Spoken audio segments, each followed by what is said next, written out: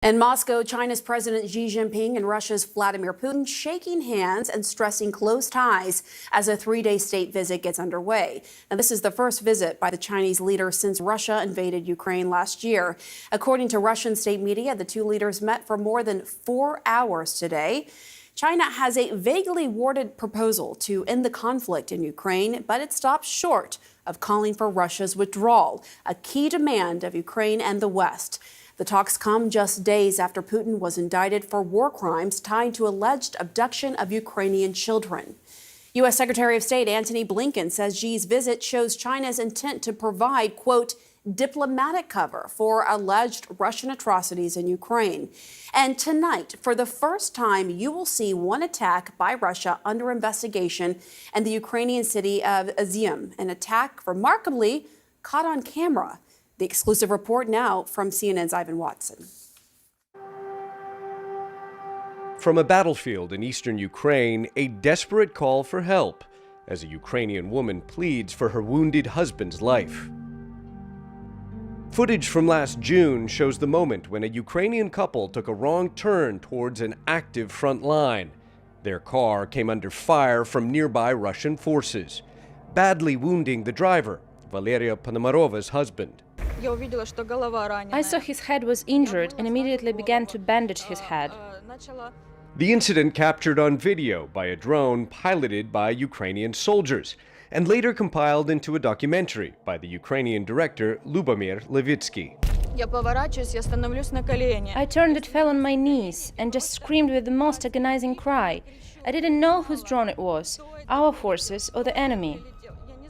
The pilot taped a sign saying, "Follow me," on his drone and directed Ponomarova to safety. She made the agonizing decision to leave her wounded husband behind.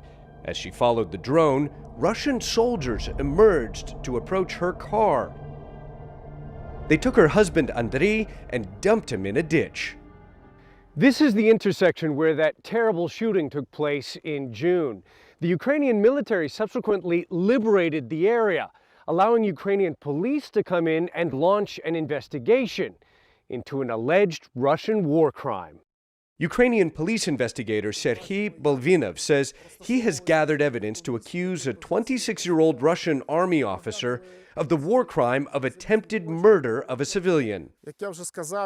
He is a company commander of the 2nd Motorized Rifle Division, 1st Tank Army, Western Military District. We established his identity. For police to work here, sappers first had to clear the area of landmines.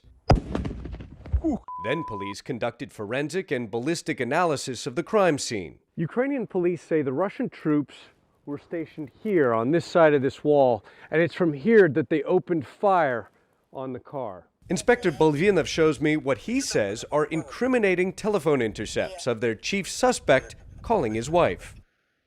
Я людей, человека сегодня убил, нахуй. Ты убил? Угу. Какого? Да хуй его знает. Я не знаю, кто это такой, блин. Захват, что ли? А? Да. Захват, что ли? А что, он пришел туда, куда не надо, или что? Нет. Короче, машина ехала. Ну.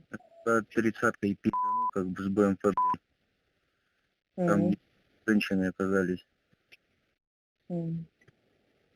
Женщина выжила, мужик нет, ну. Понятно. Ukrainian police say the weapon was a 30-millimeter cannon aboard this type of infantry fighting vehicle. Police say they've also tracked down photos of the officer and his wife from their social media accounts. On that dark day, Valeria Ponomarova followed the drone to safety, stepping around deadly landmines, until a Ukrainian soldier met her. It was too dangerous for troops to retrieve Andrei Bahomaz.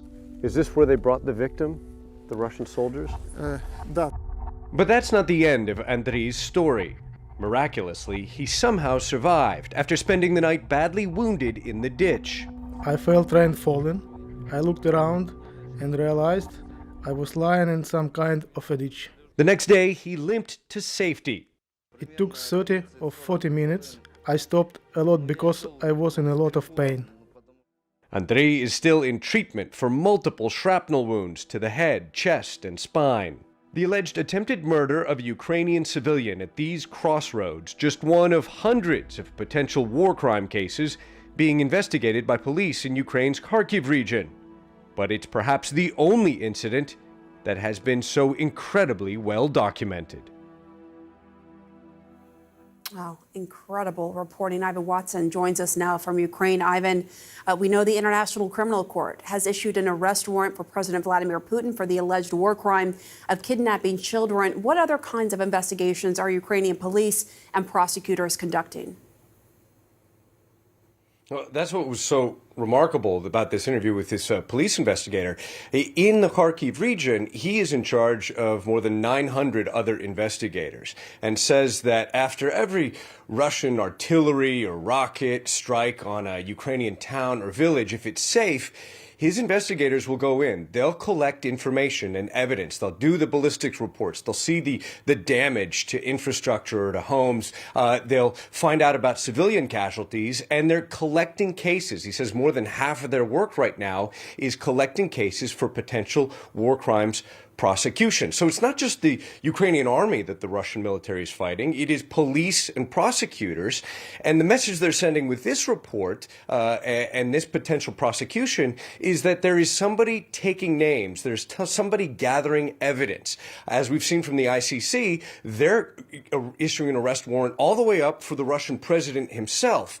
But you also have police and prosecutors who can figure out individual battalions and brigades on the Russian side and potentially name the officers behind some of these actions and attacks. It will potentially put psychological pressure on these people. We don't know how the final chapter of this war will be written, but somebody is taking note, and it sounds a powerful message, even if these individuals are, for now, beyond the reach of Ukrainian law.